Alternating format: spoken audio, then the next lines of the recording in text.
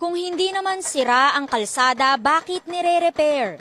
Tinanong ni Senador Bato de la Rosa ang matagal ng tanong ng marami sa pagdinig ng Senado tungkol sa budget ng DPWH. Hindi pa sira, binubungkal na, ayusin na, tapos yung sira, hindi inaayos. Parang sayang ang pera ng gobyerno dito.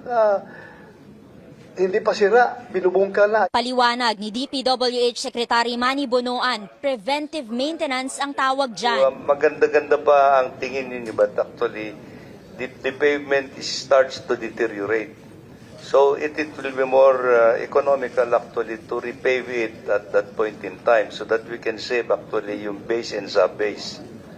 Hindi na ho na natin gagalawin yung base and sub-base. It's just the pavement that we're going to replace. Dagdag pa ni Bonoan, may computerized system ang ahensya para mamonitor ang kondisyon ng mga kalsada at tulay. Ang mga kalsadang